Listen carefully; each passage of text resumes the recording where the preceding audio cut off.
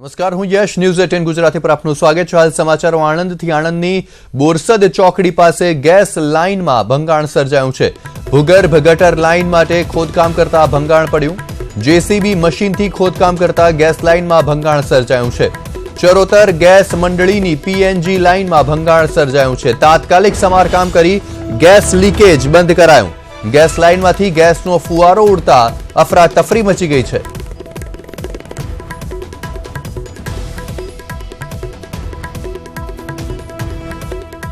તો આણંદના બોરસદમાં ગેસ લાઇનમાં ભંગાણ સર્જાયું છે। ગેસ ભૂગર્ભ ગટર લાઇન માટે ખોદકામ ચાલતું હતું તે દરમિયાન ગેસ લાઇનમાં ભંગાણ સર્જાયું। તાત્કાલિક સમારકામ કરીને ગેસ લીકેજ બંધ કરવામાં આવ્યું છે। આણંદના બોરસદમાં દુર્ઘટના સર્જાઈ।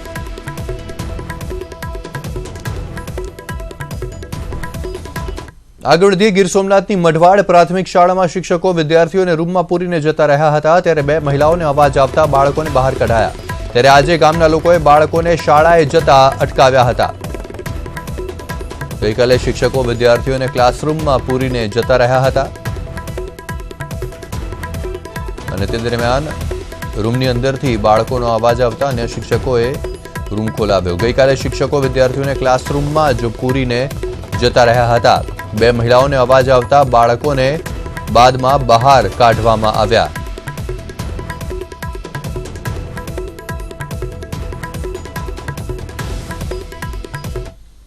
આગળ વધીએ, સુરત એસવીએનઆઈટી કોલેજના વિદ્યાર્થીઓએ પીએચડી માટે સ્ટાઇપેન્ડ વધારવાની માંગ સાથે રેલી નીકાળી છે। આ રેલીમાં 250 જેટલા પીએચડીના વિદ્યાર્થીઓ જોડાયા। છેલ્લા 4 વર્ષથી સ્ટાઇપેન્ડ નહીં મળ્યું હોવાની ફરિયાદો ઉઠી હતી તો સાથે જ બેનર્સ અને સૂત્રોચ્ચારો સાથે બુમરાણો મચી હતી અને રોષ વ્યક્ત કરતા વિદ્યાર્થીઓએ કોલેજના કેમ્પસ ગાર્ડનમાં ધરણા નોંધાવ્યા હતા। લડત મામલે વિદ્યાર્થીઓ દ્વારા પીએમને પત્ર પણ લખવામાં આવ્યા હતા।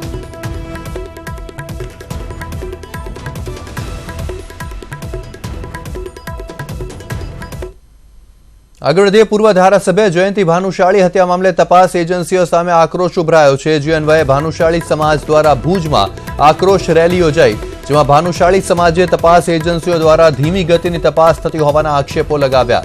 ત્યારે રેલીના સમર્થનમાં ભાનુશાળી સમાજની સાથે કચ્છ ભાજપના નેતાઓ પણ જોડાયા અને કોંગ્રેસના ધારાસભ્ય પ્રદ્યુમનસિંહ જાડેજાએ પણ રેલીમાં હાજરી આપી।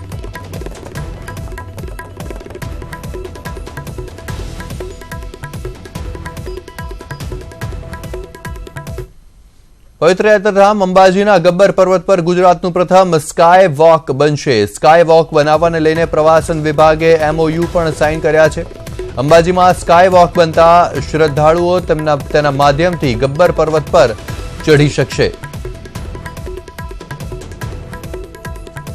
અંબાજી ખાતે ગુજરાતનું પ્રથમ સ્કાય વોક બનશે। પ્રવાસન નિગમ દ્વારા તેના માટે એમઓયુ પણ કરવામાં આવ્યા છે।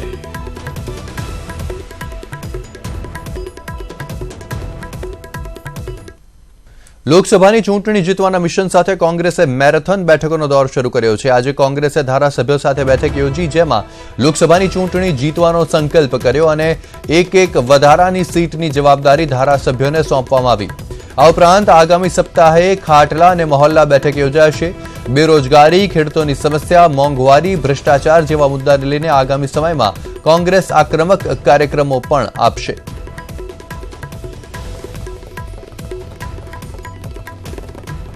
जो सभी धारासभ्य है कांग्रेस पार्टी के, उनकी यहाँ पर मीटिंग हुई है और जो लोकसभा की चुनाव चंद दिनों पर है उसकी तैयारी का जायजा लिया गया।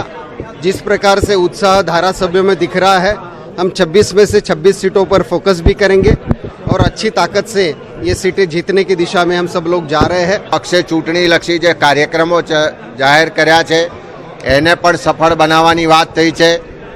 आवतुं एक अठवाडियुं खाटला परिषदों, मोहल्ला मीटिंगों करवामां आवशे। त्यार पछी चौरे पे चर्चा, ग्राम सभाओं थशे। त्यार पछीना तबक्कामां खेडूतो, बेरोजगार युवानो, भ्रष्टाचार, मोंघवारीना मुद्दे जन आक्रोश रेलीनुं आयोजन करवामां आवशे। અમદાવાદ મ્યુનિસિપલ કમિશનર વિજય નેહરા દ્વારા એએમસીનું વર્ષ 2019-20નું ડ્રાફ્ટ બજેટ રજૂ કરાયું। ડ્રાફ્ટ બજેટ રૂપિયા 7,509 કરોડનું છે। આ બજેટ ચૂંટણીને ધ્યાનમાં રાખીને બહાર પડાયું છે, જેમાં વેરામાં કોઈ વધારો કરાયો નથી। ટ્રાફિક અને સ્વચ્છતા પર આ બજેટમાં ભાર મુકાશે. પ્રદૂષણને અટકાવવા માટે પ્રયોગ કરાશે તો શહેરમાં તબક્કાવાર કુલ 1,000 બસો દોડાવવામાં આવશે. એપ્રિલ મહિનામાં 50 બસો દોડાવવામાં આવશે અને 3 વર્ષમાં 1,000 ઇલેક્ટ્રિક બસ શહેરમાં કાર્યરત કરવાનું આયોજન કરાયું છે. 500 કરોડનું ગ્રીન બોન્ડનું પણ આયોજન કરાયું છે. જોડાયા છે municipal commissioner Vijaybhai Nehra. Sir, આપનું બજેટ સ્માર્ટ શહેર અને સ્માર્ટ બજેટ કઈ રીતે મૂલવો છે આ બજેટને? અમે પ્રયાસ કર્યું છે કે નાગરિકોને ધ્યાનમાં રાખીને પર્યાવરણની ચિંતા કરીને પ્રદૂષણનો ઉકેલ લાવી શકાય, ટ્રાફિકની સમસ્યાનો ઉકેલ લાવી શકાય એવા પ્રકારનું બજેટ 7,500 કરોડનું રજૂ કર્યું છે. જેમાં વર્ષો જૂની પિરાણાની સમસ્યા, સાબરમતી નદીના પાણીનું શુદ્ધિકરણ કરવાની બાબત અથવા તો નાગરિકોને શ્રેષ્ઠતમ હોસ્પિટલ આપવાના હોય કે ઓડિટોરિયમ કે કમ્યુનિટી હોલ કે બાગ બગીચા, ગાર્ડન, સ્પોર્ટ્સ, તમામ બાબતોને આવરી લઈને નાગરિકલક્ષી ઝડપથી વિકાસની પ્રક્રિયામાં આગળ વધી શકે. 2,000 કરોડની સામે આ વર્ષે લગભગ 4,000 કરોડના વિકાસના કામોનું આયોજન કરતું આ બજેટ અમે રજૂ કર્યું છે. સર, કોઈ કરવેરા નથી નાખવામાં આવે, એ પણ એક રાહતના વાત છે. એ કઈ રીતે સરભર કરવો છે કોર્પોરેશન? એઝ ઓફ નાવ નાગરિકો અમને જે હયાત ટેક્સ સ્ટ્રક્ચર છે એમાં આપણને 28% વધારો, નાગરિકો વધુ પ્રમાણમાં ઈમાનદારીથી સમયસર ટેક્સ ભરતા થયા છે એટલે આપણને થઈ રહ્યું છે. બીજા ઘણા alternate resource mobilisation, revenue streams, એડવર્ટાઇઝિંગના, લેન્ડ મોનેટાઇઝેશનના, ગ્રીન બોન્ડના, બીજા આવકના સ્ત્રોતો ઉપર ધ્યાન આપીને અમે નાગરિકો ઉપર કોઈ વધારાનો કરબોજ ના પડે એ પ્રકારનું બજેટ રજૂ કર્યું છે. Thank you sir. આ આપણી સાથે મ્યુનિસિપલ કમિશનર ચોક્કસ કહી રહ્યા છે જે બજેટ છે તે અમદાવાદીઓને રાહત આપનારું છે, કોઈ પણ પ્રકારનો કરવેરો નથી નખાયો અને સાથે જ સ્વચ્છતા અને ટ્રાફિક ઉપર આ બજેટમાં ખાસ ભાર મુકાયો છે. કેમેરામેન ખેંકર રાઠોડ સાથે પ્રણવ પટેલ, ન્યૂઝ 18 ગુજરાતી, અમદાવાદ. પવિત્ર યાત્રાધામ ગંદકી મામલે હાઈકોર્ટમાં કરવામાં આવેલી અરજી મામલે સુનાવણી કરાઈ. પવિત્ર યાત્રાધામમાં ગંદકી મામલે સરકાર સામે હાઈકોર્ટે લાલ આંખ કરી છે. હાઈકોર્ટે જણાવ્યું કે પવિત્ર યાત્રાધામમાં થતી ગંદકી મામલે યાત્રાધામ વિકાસ બોર્ડ શું કામગીરી કરી રહી છે. આ મામલે હાઈકોર્ટે જવાબ માંગ્યો છે ત્યારે આ મામલે આવતીકાલે સુનાવણી કરવામાં આવશે. આવતીકાલે હાઈકોર્ટમાં સુનાવણી થશે પવિત્ર યાત્રાધામમાં થતી ગંદકી મામલે. યાત્રાધામોમાં ગંદકી ક્યારે દૂર થશે તેવો સવાલ હાઈકોર્ટે પૂછ્યો છે.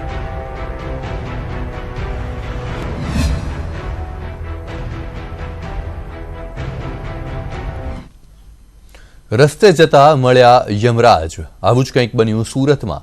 સરથાણામાં કન્સ્ટ્રક્શનનું કામ ચાલી રહ્યું હતું તે સમયે ત્યાંથી જગદીશસિંહ રાજપૂત નામનો યુવક તેના મિત્રો સાથે પસાર થઈ રહ્યો હતો. જગદીશ અને તેના મિત્રો પોતાની મસ્તીમાં હતા.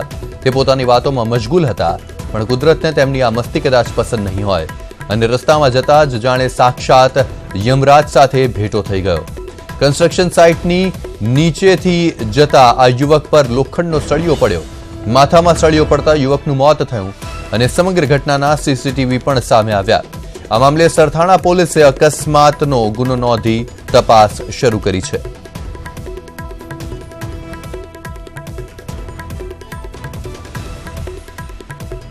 સીસીટીવી ફૂટેજ સામે આવ્યા છે જે ખૂબ જ ચોંકાવનારા છે. સુરતના સરથાણા વિસ્તારની આ ઘટના છે.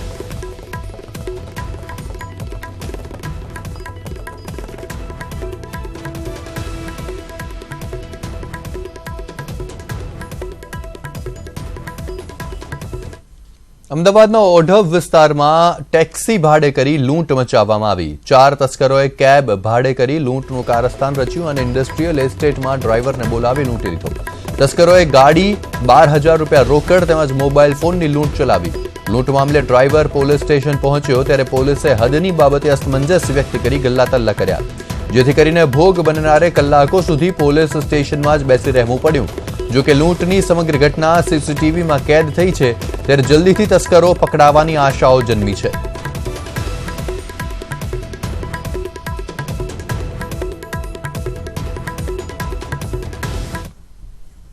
સુરત મહાનગરપાલિકાને તેના જ કામદારો ચોપડી રહ્યા છે આર્થિક ચૂનો. સુરત મહાનગરપાલિકાનું સામે આવ્યું છે કચરા કૌભાંડ.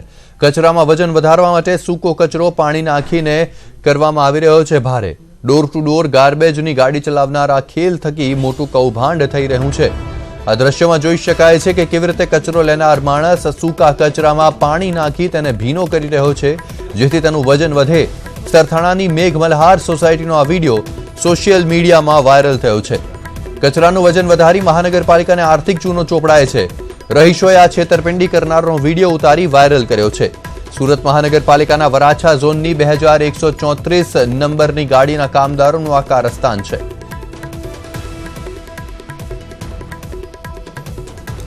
તો કચરાના કૌભાંડમાં કોનો હાથ?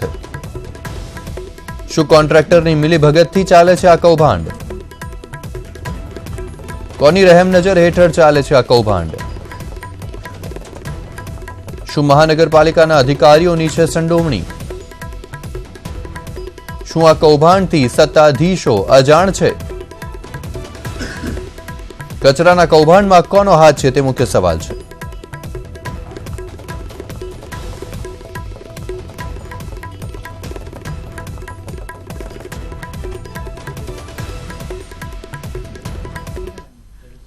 રાજકોટમાં સ્વાઇન ફ્લૂથી 2 ના મોત થયા છે. જૂનાગઢના પુરુષ અને મહિલાનું મોત થયું છે. સ્વાઇન ફ્લૂથી 22 દિવસમાં અત્યાર સુધીમાં 10 લોકોના મોત થઈ ચૂક્યા છે. 22 દિવસમાં સ્વાઇન ફ્લૂના કુલ 62 પોઝિટિવ કેસ પણ રાજકોટમાં નોંધાયા છે. જૂનાગઢના પુરુષ અને મહિલાનું રાજકોટમાં સ્વાઇન ફ્લૂની સારવાર દરમિયાન મોત નિપજ્યું છે. અત્યાર સુધીમાં છેલ્લા 22 દિવસમાં કુલ 10 લોકોના મોત સ્વાઇન ફ્લૂના કારણે થઈ ચૂક્યા છે.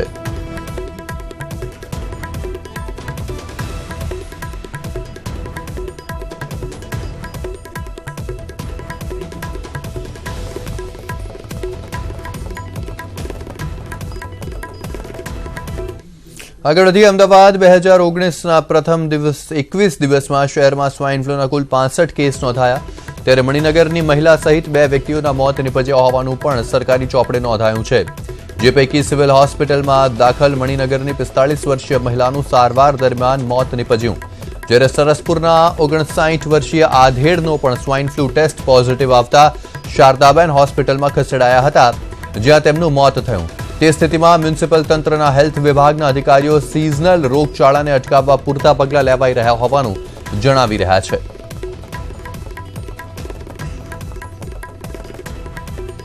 તો આ તરફ વડોદરા શહેરમાં પણ સ્વાઇન ફ્લૂનો કહેર દિવસે ને દિવસે વધી રહ્યો છે.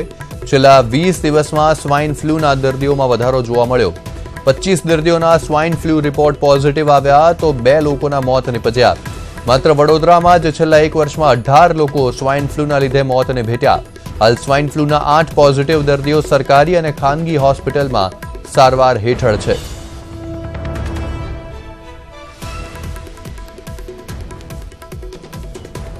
ઝીકા વાયરસ બાદ સ્વાઇન ફ્લૂના ભરડામાં રાજસ્થાન આવ્યું છે. રાજસ્થાનમાં સ્વાઇન ફ્લૂના સૌથી વધુ કેસ નોંધાયા. 33 જિલ્લામાંથી 31 જિલ્લા સ્વાઇન ફ્લૂના સકંજામાં છે. છેલ્લા 21 દિવસમાં રાજસ્થાનમાં 51 લોકોના મોત થયા છે. તો સ્વાઇન ફ્લૂના કારણે માત્ર એક દિવસમાં 102 કેસ નોંધાયા, જેમાંથી જયપુરના માત્ર 47 લોકો જ છે. જાન્યુઆરી મહિનામાં સ્વાઇન ફ્લૂના દર્દીઓનો આંકડો 1335 સુધી પહોંચ્યો. જયપુરમાં 5 લોકોના મોત થઈ ચૂક્યા છે. જેસલમેર, બાડમેર, પ્રતાપગઢ અને કોટામાં 2 લોકોએ ફ્લૂના કારણે જીવ ગુમાવ્યા છે. સમાચારો અરવલ્લીથી કે જ્યાં મોટી સંખ્યામાં વિદેશી દારૂનો જથ્થો જપ્ત થયો છે. ભાણમેર ગામે ઘરમાં બાર બનાવીને દારૂનો ધંધો કરાતો હતો. ભિલોડા પોલીસ દ્વારા સફળ કાર્યવાહી કરાઈ છે. પોલીસે 4,71,000 રૂપિયાનો દારૂ કબજે કર્યો છે. ઘરના રસોડામાં ભોંયરું બનાવી દારૂ સંતાડવામાં આવ્યો હતો. પોલીસની રેડ પડતા જ બુટલેગર ફરાર થઈ ચૂક્યો છે.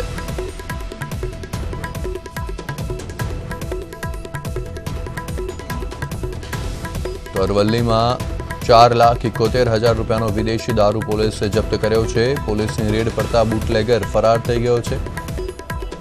ઘરમાં જ બાર બનાવી અને વિદેશી દારૂનો ધંધો કરતો હતો. ભાણમેર ગામે તે બાર ચલાવતો હતો. ઘરમાં રસોડાની નીચે ભોંયરું બનાવી અને ત્યાં તે તમામ દારૂનો જથ્થો રાખતો હતો.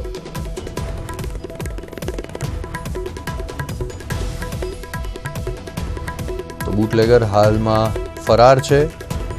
તેની શોધખોળ પોલીસ દ્વારા કરાઈ રહી છે.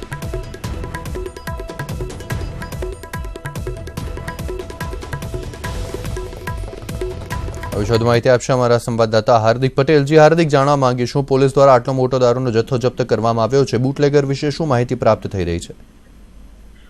ચોક્કસથી યસ, અરવલ્લી જિલ્લાનું બેરવા તાલુકાનું ભાણમેર ગામ, આ ભાણમેર ગામમાં એક મકાનમાં દારૂ સંતાડ્યો હોવાનું પોલીસને બાતમી મળી હતી. ત્યારે પોલીસે ચુસ્ત બંદોબસ્ત સાથે આ મકાનનું જે તાળા તોડી અને પોલીસે રેડ પાડી હતી. ત્યારે પોલીસ પણ ચોકી ગઈ હતી કે ઘરમાં એક તિજોરીમાં ભોંયરું બનાવી અને એક બાર ઉભો કરવામાં આવ્યો હતો દારૂનો બાર, અને જે સમગ્ર મુદ્દામાલ પકડવામાં આવ્યો છે તેમાં 4 લાખ ઉપરાંત સહિતનો મુદ્દામાલ સમગ્ર મામલે પકડી પાડવામાં આવ્યો છે. જે બુટલેગર છે એ બુટલેગર હાલ ફરાર છે, ઘરને તાળા મારીને ફરાર થયો હતો અને ત્યારબાદ પોલીસને આ બાતમી મળી અને પોલીસ દ્વારા આ સમગ્ર મામલાનો પર્દાફાશ કરવામાં આવ્યો છે. યસ જી જરૂરથી, હાર્દિક આભાર આપનો તમામ માહિતી આપવા બદલ.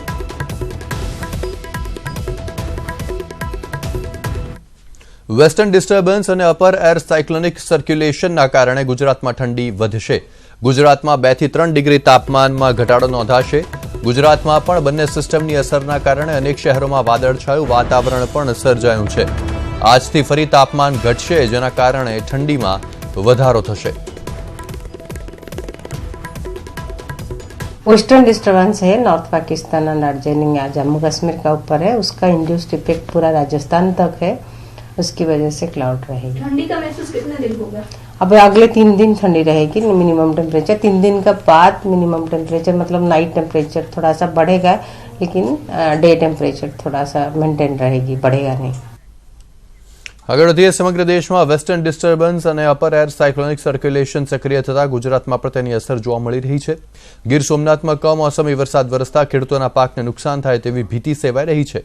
ગીર સોમનાથના કોડીનાર, ગીર ગઢડા અને તાલાળા સહિતના વિસ્તારોમાં કેસરનું મોટા પ્રમાણમાં વાવેતર છે, જેને કમોસમી વરસાદના કારણે નુકસાન થાય તેમ છે. તે સિવાય ચણા, ઘઉં અને રાઈના પાક પર પણ ખતરો તોળાઈ રહ્યો છે. શિયાળોના પાકોમાં બાજરી છે, ચણા છે, રાઈ છે, પછી ધાણા છે, ઘઉં, એવા બધી જે વાવેતર છે એમાં નુકસાન થાય તો ખેડૂત ખોટમાં જાય. આગળ વધીએ. સુરતના જેસીપી હરિકૃષ્ણના નિવેદન મામલે પાસ દ્વારા પોલીસમાં રજૂઆત કરાઈ છે અને જેસીપી પટેલને તાત્કાલિક હટાવવાની માંગ કરી છે. મહત્વનું છે કે એક વાયરલ વિડીયોમાં હરિકૃષ્ણ પટેલે પાટીદારો અનેક આરોપ મૂક્યા હતા સામે પોલીસના સંયમ અંગે ટિપ્પણી કરી હતી.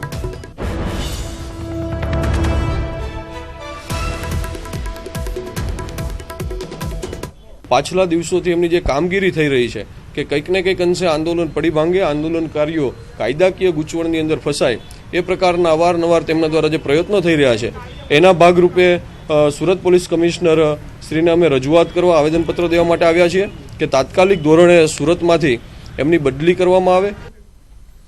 આગળ વધીએ. સમાચારો રાજકોટથી કે જ્યાં સ્વાઇન ફ્લૂથી 2ના મોત થયા છે. જૂનાગઢના એક પુરુષ અને મહિલાનું સ્વાઇન ફ્લૂના કારણે મોત થયું છે.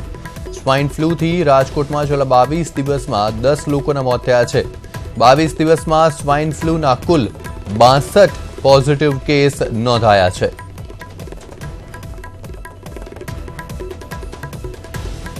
હવે વધુ માહિતી આપશે અમારા સંવાદદાતા હરીન માત્રાવડિયાજી. હરીન, છેલ્લા 22 દિવસમાં 10 લોકોના સ્વાઇન ફ્લૂના કારણે રાજકોટમાં મોત થયા છે. આખરે આરોગ્ય તંત્રનું શું કહેવું છે? શા માટે તેની ઉપર કાબુ નથી મેળવી શકાતો? કેટલો હજુ વકરી શકે છે આ રોગ?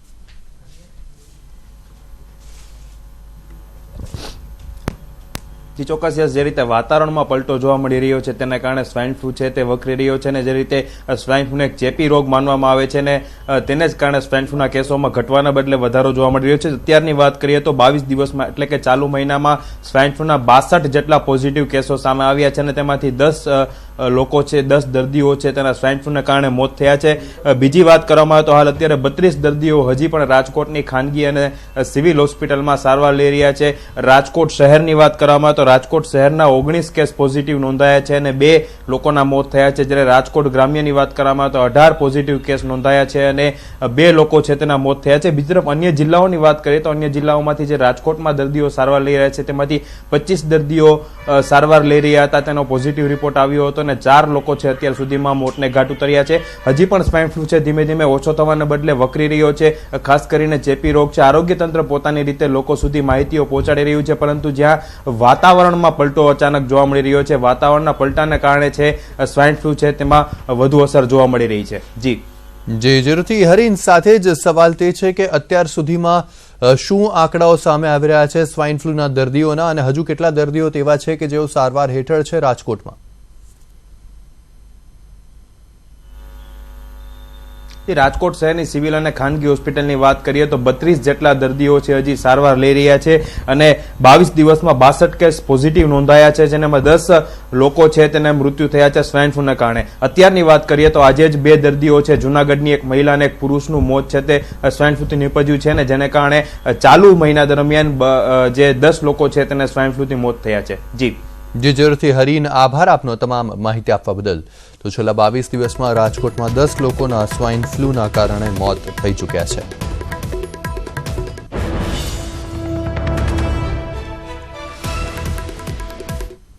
આગળ વધીએ ભાવનગરના સણોસરા લોક ભારતીમાં મનસુખ માંડવિયાની 150 કિલોમીટરની પદયાત્રા પૂર્ણ થઈ. મુખ્યમંત્રી વિજય રૂપાણી, ભાજપ પ્રદેશ અધ્યક્ષ જીતુ વાઘાણી પણ સમાપન કાર્યક્રમમાં ઉપસ્થિત રહ્યા.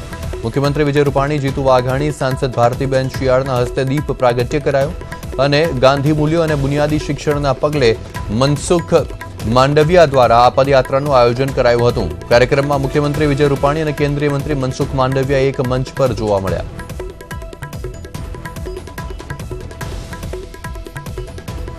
નીકળી હોત, હું નથી માનતો કે આજે જે દેશમાં સ્વચ્છતાનું વાતાવરણ બન્યું છે બનત. સફળતા એટલા માટે મળી કે ગાંધીના રસ્તે આપણે ચાલ્યા, જન જનને જોડ્યા, સૌ નાગરિકોએ જવાબદારી સ્વીકારી. નાના બાળકો પણ આજે ઘરમાં સ્વચ્છતા માટે વડીલોને ટકોર કરતા હોય છે. કોઈ વડીલ કંઈક નાની વસ્તુ ક્યાંક નાખે તો નાનું ટાબરિયું ઘરમાં તરત જ એને રોકે છે. આ ગાંધીની કાર્યશૈલીનું પરિણામ છે. આગળથી અનુસૂચિત જાતિ કલ્યાણ કચેરીનું કૌભાંડ સામે આવ્યું છે. માનવ ગરિમા યોજનામાં પોલમપોલ થઈ રહી હતી. મહિલાઓને રસોડાની કીટના બદલે કડિયાકામની કીટ આપી દેવાઈ. મહિલાઓએ રસોડાની કીટ માટે ફોર્મ ભર્યા હતા. કચેરીએ પ્લમ્બર અને કડિયાની કીટ આપતા મહિલાઓમાં રોષ જોવા મળ્યો છે. માનવ ગરિમા યોજના અંતર્ગત ટૂલ કિટ્સ અને સાધનો આપવામાં આવે છે. 2018 અને 19ના ફોર્મ ભરવામાં આવ્યા હતા, જ્યાં મહિલાઓને રસોડાની કીટની જગ્યાએ કડિયાકામની કીટ આપી દેવામાં આવી છે. કડિયાકામ અને પ્લમ્બરની કીટ આપી દેવાઈ છે, જેના કારણે મહિલાઓમાં રોષ જોવા મળી રહ્યો છે.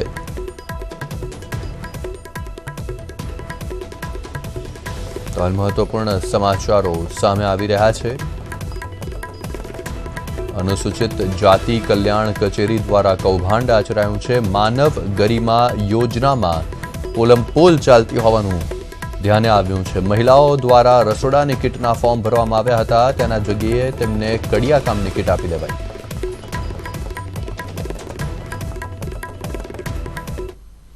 રાજપીપળા નગરપાલિકાના વોર્ડ નંબર 5ની એક સભ્યની પેટા ચૂંટણી માટે 27 જાન્યુઆરીએ મતદાન યોજાશે. આ એક સભ્યની ચૂંટણીમાં ભાજપે પૂર્વ ઉપપ્રમુખ ગીતાબેનની પુત્રી હિનલ વસાવાને ટિકિટ આપી છે અને કોંગ્રેસમાંથી ચંદ્રિકા વસાવાને ટિકિટ અપાતા પેટા ચૂંટણીમાં બંને મજબૂત ઉમેદવાર ઉતરતા ખરાખરીનો જંગ જામશે. બંને પક્ષો વિકાસના કામોને આગળ ધરી જીતના દાવા કરી રહ્યા છે. તો નગરપાલિકાની પેટા ચૂંટણીમાં ક્યાંક સવર્ણ કાર્ડ રમાય તેવી સંભાવના પણ છે. કોંગ્રેસના માજી પ્રમુખ શહેરમાં ભાજપની સત્તામાં કરોડો રૂપિયાનો ભ્રષ્ટાચાર થયો હોવાનો દાવો કરી રહ્યા છે. આમ ભાજપ અને કોંગ્રેસ એકબીજા પર આક્ષેપ પ્રતિ આક્ષેપ કરી રહ્યા છે. ત્યારે રાજપીપળાની વોર્ડ નંબર 5ની આ પેટા ચૂંટણીમાં કોણ બાજી મારે છે તે જોવું રહેશે.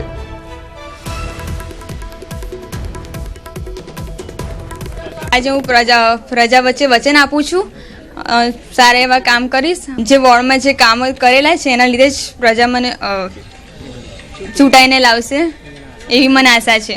અમે જ્યાં પ્રચાર કરવા જઈએ છીએ તો બધા કે કામો નહીં થયા. અમે જીતીશું ને તો બધાના કામ કરીશું. મારી પર કોંગ્રેસે વિશ્વાસ રાખ્યો છે, તે જંગી બહુમતીથી જીતીશ ને ભાજપને હાર કરીશ. 26 કરોડનો જે પાણીનો પ્લાન્ટ હતો એ બી શોભાના ગાંઠિયા જેવો પડ્યો છે. આગામી દિવસોમાં જે 3-4 મહિનાથી કર્મચારીઓનો પગાર નથી થતા, તો આવા લોકોને પ્રજા જાકારો આપશે અને આવા લોકોને ભવિષ્યમાં કોંગ્રેસને મત આપી અને ભાજપને જાકારો આપશે. આગળ વધીએ રાજકોટના જંગલેશ્વર વિસ્તારમાંથી બોગસ તબીબ મામલે તપાસ હવે અમદાવાદ સુધી પહોંચી છે. બોગસ ડોક્ટરે તેની મેડિકલની ડિગ્રી અમદાવાદમાંથી લીધી હોવાનું કહ્યું છે, જેના ભાગરૂપે રાજકોટની ભક્તિનગર પોલીસની ટીમ અમદાવાદના નરોડા વિસ્તારમાં તપાસ માટે પહોંચી હતી. નરોડામાં ક્લિનિક ચલાવતા ડોક્ટર રાવતના ત્યાંથી રાજકોટના ડોક્ટરે ડિગ્રી લીધી હતી. રફીક નામના બોગસ ડોક્ટરે 14 વર્ષ પહેલા 30,000માં ડિગ્રી ખરીદી હતી.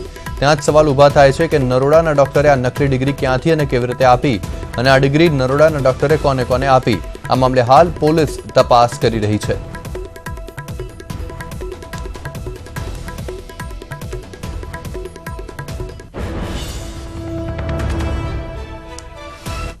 આગળ વધીએ સુપ્રીમ કોર્ટે આઈઆઈટી JEE ની પરીક્ષા આપવા ઈચ્છતા 25 વર્ષથી વધુની ઉંમરના ઉમેદવારોને રાહત આપી છે. 25 વર્ષથી વધુની ઉંમરના વિદ્યાર્થીઓ હવે આઈઆઈટી JEE અને એડવાન્સ પરીક્ષામાં બેસી શકશે. MBBSમાં એડમિશન માટે લેવાતી નીટની પરીક્ષામાં ઉંમરની મર્યાદાને પડકારતી અરજી પર સુપ્રીમ કોર્ટે આ મહત્વનો ચુકાદો આપ્યો. સુપ્રીમ કોર્ટે કહ્યું કે આઈઆઈટી JEE મેન્સ અને એડવાન્સ પરીક્ષામાં 25 વર્ષથી વધુની ઉંમરના વિદ્યાર્થીઓ પણ ભાગ લઈ શકશે. કોર્ટે નેશનલ ટેસ્ટિંગ એજન્સીને 1 અઠવાડિયા માટે પોર્ટલ ઓપન કરવાનો આદેશ આપ્યો છે, જેથી વિદ્યાર્થીઓ પોતાનું આવેદનપત્ર ભરી શકે.